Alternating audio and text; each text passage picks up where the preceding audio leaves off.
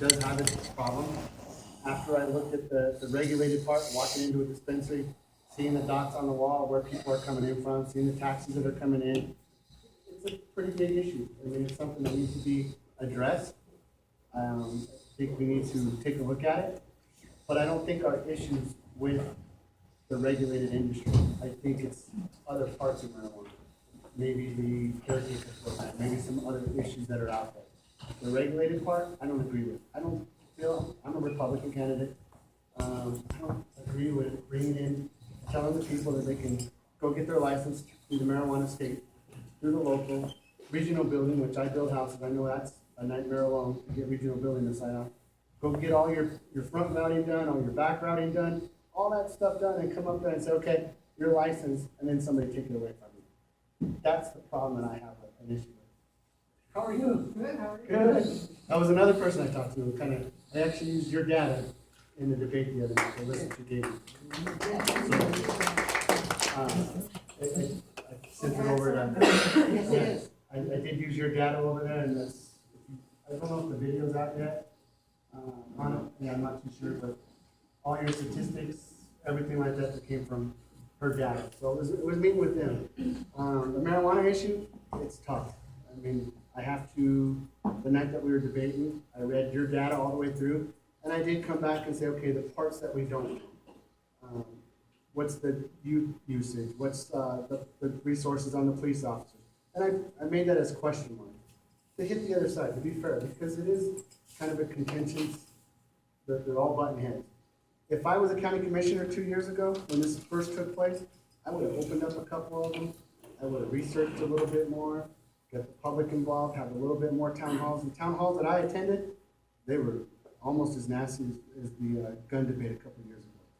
So it was a nasty deal. It wasn't very friendly. So if I was a county commissioner, I would have opened them up slowly. I would have respected Amendment 64.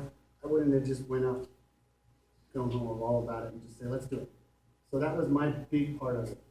Now, I have talked on this issue because I have been against it. I am worried about the kids getting into usage. Point blank, I don't want the kids getting out there and getting a hold of it. I've never used it, never tried it, never, I don't think I even touched it, to be honest with you. I didn't inhale, is that the famous political thing? So, no, out there, as far as it is a touchy situation. And I think that we need to stay on top of it.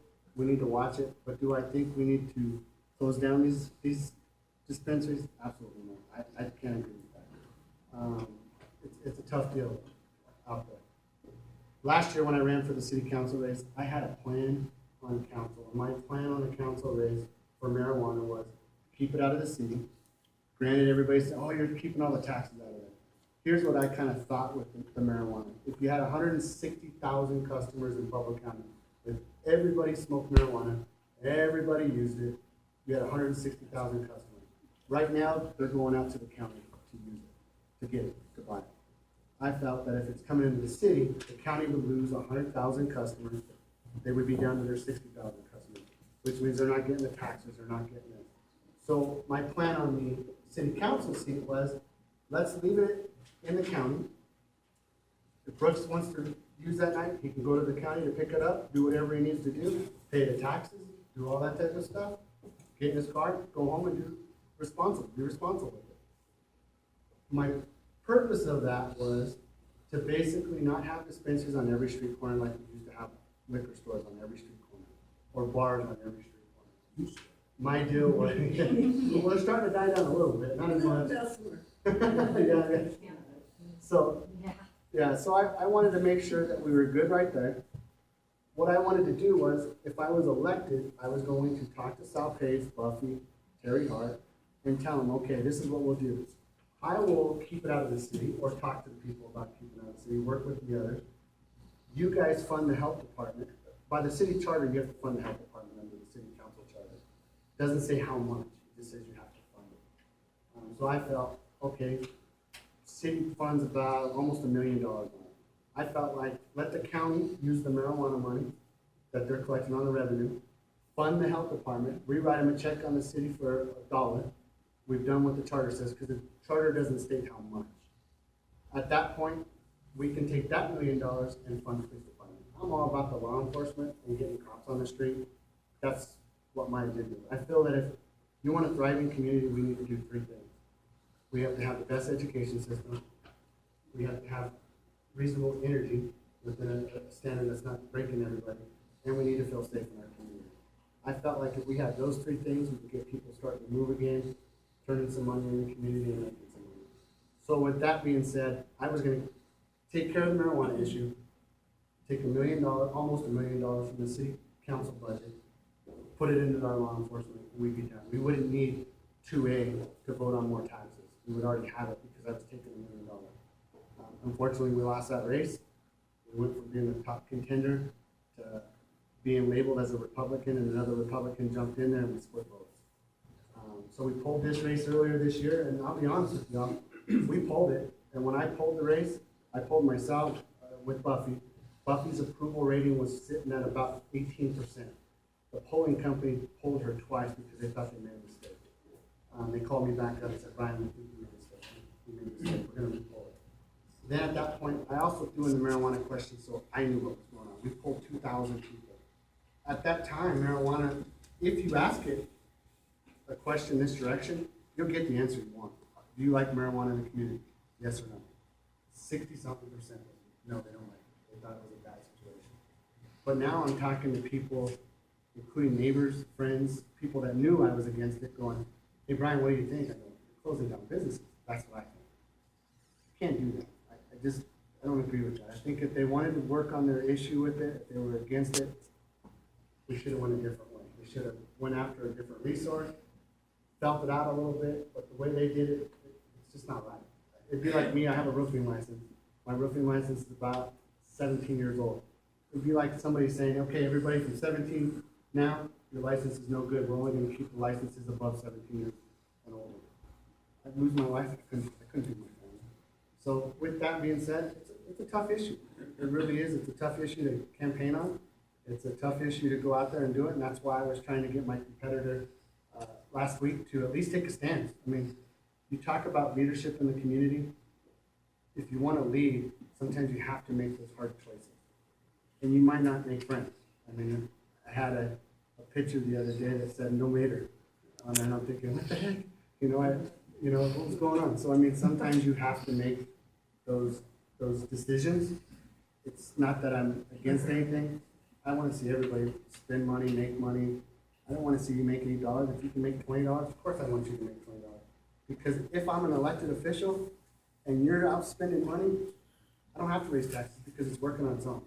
If everybody's in the community spending money, we don't have to raise taxes. We just have to be responsible now, as myself being elected, to live within our means, spend the money in the budget like it's supposed to be, and go that way. But I want everybody to work. That's what I'm about. I mean, I'm about creating jobs. And I think that's what Pueblo's lacking. The real estate market, last year, I got the endorsement in 2014 from the Pueblo Association of Realtors and the state realtors. They paid a lot of money. Last year I went out there and I was like, oh, I don't like that marijuana situation. I didn't really quite have the plan out there yet because we didn't have a debate, and I didn't want to tell everybody what our plan was.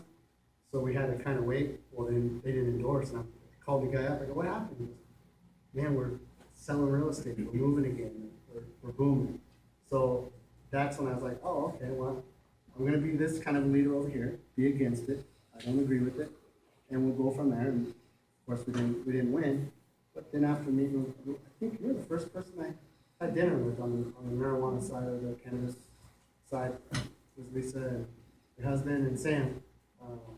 And then I had somebody that's pretty high up in the community ask if I wanted to go out to the spot. And what an amazing facility out there. So it's definitely got the thinking light on. Do I agree 100% with marijuana? I don't. I'd be honest with you. Do I think it has issues? Absolutely. But do I think that we need to close down recreational? No, I do not agree. It's a regulated industry. You know, if we were having busts every single day and they were closing down dispensaries and doing this, I'd be sitting there going, we may need to take a look at this. But I haven't heard anything. Somebody told me last week, and I don't remember the name, it's kind of crazy because if you're carded at 21 years old to buy alcohol, that doesn't make the front page of the newspaper if a kid goes in there to buy alcohol.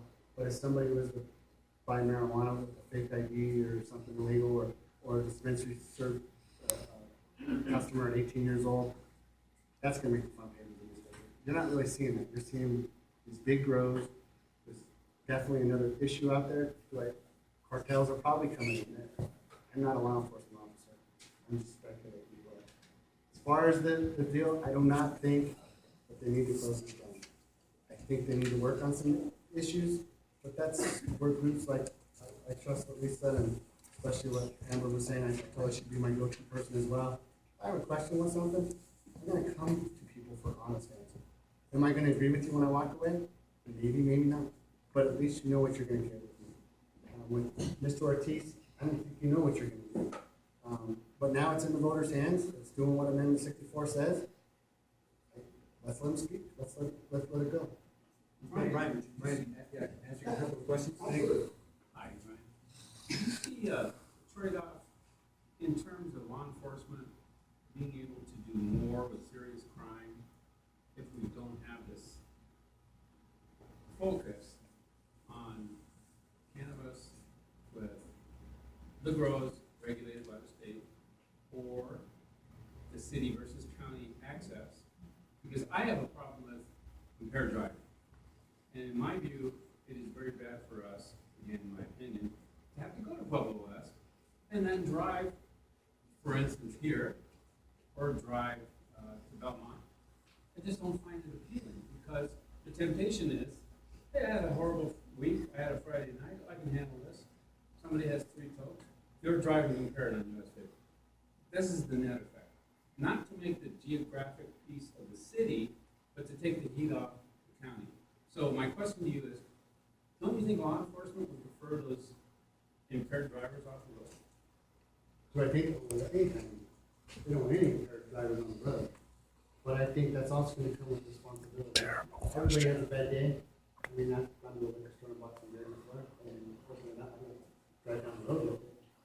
I think that's gonna be the risk. If you're willing to do that, Well, I'm not talking about the risk, I'm talking about we have a solution that's within a few miles that helps law enforcement not be in this situation. It helps the consumer, frankly. yeah. Because I have a problem that when you say, and I don't think you equated cannabis use with violent crime, No.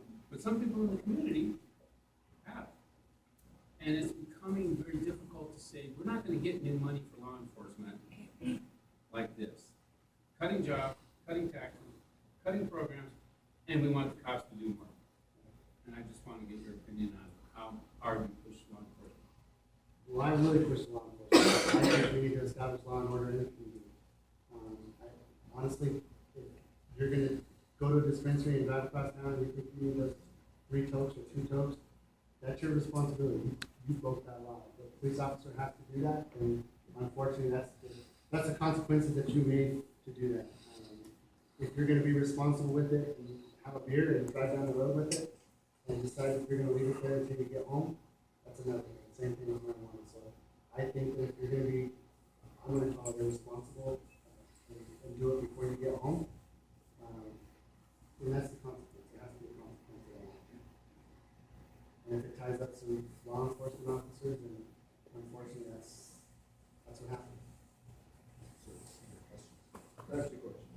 You only get one. You beat me up all the time. Question number 1, on your poll of 2,000, where was that? And when was that? Of the 2,000 people, For the cannabis. that would have been back in. First time was pulled around the middle of January, because I wanted to see if I was gonna run. Entire county? No, we did 27,000 people to get 2,000 responses. Okay, and it was just throughout Pueblo? Yes, what it was unaffiliated. It was unaffiliated Republicans and Democrats. And it was a favorability poll as far as to see, am I wasting my time? I mean, believe it or not, I lose money running for office. I just know so much now. I can't stop. I've had a lot of supporters. It's tough when you have friends and family or people you don't even know. I mean, somebody bought our dinner one night, just said, hey, keep your head up. And we were with 13 people. So that's why I keep going with it. I feel like I can do a great job for the community. I love the community. My wife, I have to watch my cell phone because she could today's your due date, so I mean, we're bringing in another one as well tonight, or hopefully this week, but yeah, but other than that, it was 27,000 total people, 2,000 were called, it was a favorability to see where I was at, Buffy, where she was at, and then I asked an issue, and the issue was marijuana. In January would have been before the preliminary, so putting her at 18%, what did she lose at? 40 something? Yeah. Well, in all reality, I don't think she lost because my opponent was the best candidate out there. Honestly, I think she lost because she wasn't liked. I mean, you go to stores, you go to talk to people, she just wasn't liked. Right. I think on her personal issues because of whatever. I cored a lot of stuff for her with her. And honestly, she did a lot for Pueblo. Right. I like her. Yeah. Question number 2. How much would you say that you and your opponent know about the industry? Because, for example, all of us are a little bit biased, I'm sure, because we know the inside out of this industry. But, like, I guess I can only personally talk to you about it, and you're the only one who's here. But when you say the cannabis industry, like, what is that to you? Like, do you know that we are regulated by another outsource? Do you know that there's 6 different licenses, not including testing and stuff like that? So my question, I guess, is stemming into when you say nothing in the city compared to the county, are you talking about all 6 of those licenses? Are you talking about the ones that can sell to the public and stuff like that? Because a grow, a MIP, and a retail or medical facility would be cultivation, manufacturing, and then to the public. So when I'm asking this question, how much do you guys actually know when you say I'm against cannabis? Because you're talking about an entire. Yeah, it's a wide variety. It's a of wide stuff. variety. I think between myself and my opponent went and talked to the Southern Colorado Growers Association. He wasn't there to learn, he was there to raise money. Right. I thought, and it was quoted in the chieftain to get him to response was like rolling a joint in the wind. What the chieftain recorded him on. Because he does know a lot. So as far as where he's at, I had a different deal because I've sat with my city council meetings and shook my head going, man, I don't think we need this situation. It could be a bad, is it gonna create a job? I mean, I had a lot of different things with it. Right. And shook my head with it. So then, as I started talking to some people that were building in the industry, that's kind of how I was started. Hey, Brian, I've got 9 guys to work right now, we're building. And then I started looking at it going, he's got a truck, he's got this, he's got that, he's paying his bills. I'm thinking, wow, okay. Is the spot the only place that you've seen so far? It is, and I was supposed to go to Marisol. But have you seen a MIP or a cultivation center? No, I'm trying to get on, what's the one out? Los Sueños. There you go. You're welcome to come to ours. Yes, and we'll go out there as well. I was supposed to go to Marisol today, but with Trump, I was a driver in the Trump campaign. Okay. So I went out there and did that deal and just got back out here. So, but yeah, we'll go out there and we'll go to a grow and a couple of them as well. And you know, me personally, I think I don't want to make it a campaign issue because the voters are going to have that choice. Right. I think it's going to be the education on both sides, your side and their side as well. Right. That they're going to have to come out there and say, hey, this is what this issue is doing. But when you're saying education, I'm looking at this. Have you seen this? I have not seen it. That's what we're fighting. Yeah. And I mean, if And you look it's at the not other side. facts. The reason that I brought up regulation in the entire industry is because my facility is 4,300 square feet and I have more cameras than a bank has. My safe is probably bigger than the bank safe. Pass an FBI background check to do Yeah, what you're doing. I haven't done anything involving a drug felony within the last 7 years. Like, that's everyone who carries a badge. This industry is regulated harder than anything. With the badges, is You it can go just a work at a one? bank. It's a yearly, Over, no, I mean, but- just being able to go get a badge. Is it a random test? No, it's Yes, every single FBI person. background This is not check. random. Okay. I pay 300. It's 50. 350 now. No, it's 350 now. No, it's 250 just to even Okay. apply for They the just job. raised the rate. Okay. Just to even apply for the Mine was job. 1,300 for another badge, just for the badge to say that I passed an FBI background test and a fingerprint. And then another thing that's pretty crazy is that every single one of these facilities has 4 hours of backup if your power goes out. That's a mandate that like no one else has. To power a grow for 4 hours after the power's gone off, is a diesel generator, which you're not seeing on any other kind of business. I mean, if someone broke into my facility, I think 5 alarms get triggered. I did go to Tommy Jaidone's before he started, he had it in the construction. And I remember seeing the doors were cameras in every doors insane. and his computer room or. Right, it took server me, room. I just got my health department to check today and pass. But, it took me a year to go through the city to get that, to get where I am now. And I mean, it's just been